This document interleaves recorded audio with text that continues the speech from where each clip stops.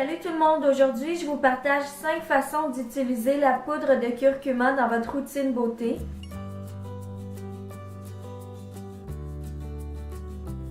On peut l'utiliser pour faire un masque pour le visage. Je mélange un peu de miel et une pincée de curcuma. Je vais l'appliquer à l'aide d'un pinceau sur mon visage nettoyé. Les quantités exactes vont être dans la description, mais rappelez-vous qu'il ne faut pas utiliser trop de curcuma pour ne pas tacher votre peau. C'est excellent si vous avez un teint terne, si vous voulez une peau plus lumineuse et c'est aussi éclaircissant. Donc si vous avez un teint inégal, des taches brunes, des cicatrices d'acné, ça peut aider à les éclaircir avec le temps. C'est excellent contre l'acné, contre l'excès de sébum et c'est aussi un masque qui est anti-rides.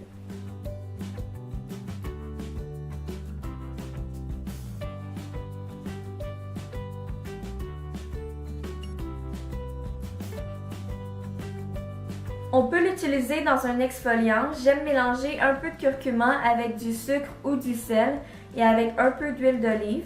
Vous pouvez utiliser l'exfoliant sur votre visage, aussi sur votre corps, mais c'est excellent pour les pieds secs. On laisse une quinzaine de minutes, on lave bien pour enlever le curcuma et ensuite on essuie.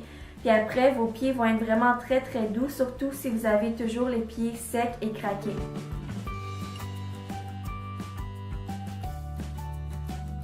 Si vous avez des poches ou des cernes foncées sous les yeux, le curcuma peut aider à les éclaircir à la longue. Donc on peut mélanger une pincée de curcuma avec un peu d'eau. On peut aussi mettre du miel, mais je voulais juste vous montrer qu'on peut aussi le faire sans. On l'applique sous les yeux, on laisse une quinzaine de minutes et on nettoie par la suite.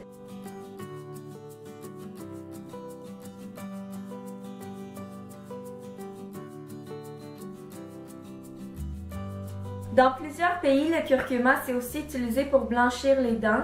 Donc on peut mettre juste une toute petite pincée avec un peu d'huile de noix de coco qui est aussi vraiment très bonne pour les dents.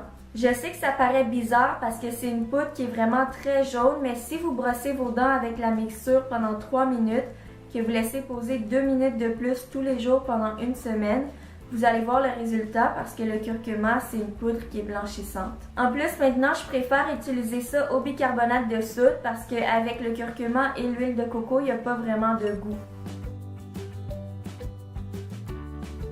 Et finalement, on peut l'utiliser pour les vergetures en mélangeant un peu de curcuma, de l'huile et un peu de jus de citron. On l'applique et on laisse poser une trentaine de minutes. Et pour rincer, on vient faire des mouvements circulaires. Vous pouvez le faire tous les jours jusqu'à temps que vous commenciez à avoir une amélioration. C'est tout pour mes astuces beauté avec le curcuma. J'espère que vous avez apprécié. Et n'oubliez pas de vous abonner pour voir ma vidéo jeudi prochain qui va être sur la coiffure que je porte. Et nous, on se revoit très bientôt.